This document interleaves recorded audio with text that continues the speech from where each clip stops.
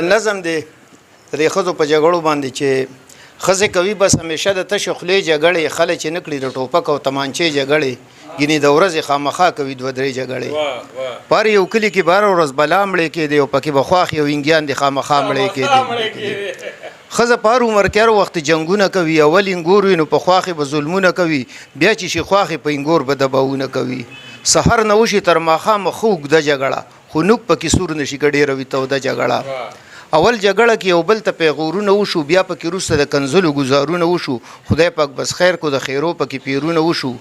د ښځو جنګ کې د سړو جنګ کې خپې لاسونه څه ناڅه خوږېږي د ښځو جنګ کې هر ځای بچ وي خو مازغه خوږېږي بیا به ګورېږي لوپټه باندې سر تړلي بالټې مخ ته ټول ورځ تر مازدیګر تړلي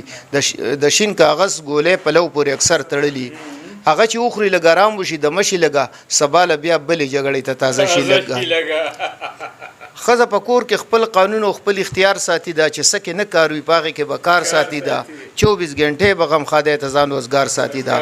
د اعلان غږ سره د کوره یو ساعت کې وځي یوې چپړ او بلې بوټ وي په عبادت کې وځي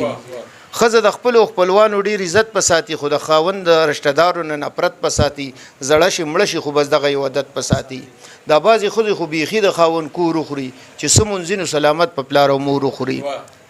او په قربانۍ کې به اختیار ساتي په غوښه باندې د غټ خانک نه خپې راتاو به کي په مخه باندې چې چا له څه لیږي نو ځي د دې په خوښه باندې خپلو کره به د پستې غوښې پنډو کې لیږي د خاوند خپلو له به وازګې او تشډو کې لیږي او بل بند چې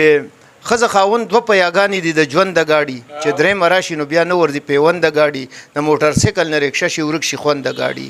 د مینې لار روانه شي ځای حوصله باندې بیا دوه تې بچ کېږي خو یو ټیر ورځي کډه باندې بیا او اخري بند دی چې اوس جنکۍ تعلیم یافته شوې جهالت ختم شو د پخوانو ښځو رواج او زوړ عادت ختم شو خو دومره د خاوندانو لږ عزت ختم شو اوس جنکۍ انګاره نه پردو غمونو لځي د دې په ځای باندې بازار ته شاپینګونه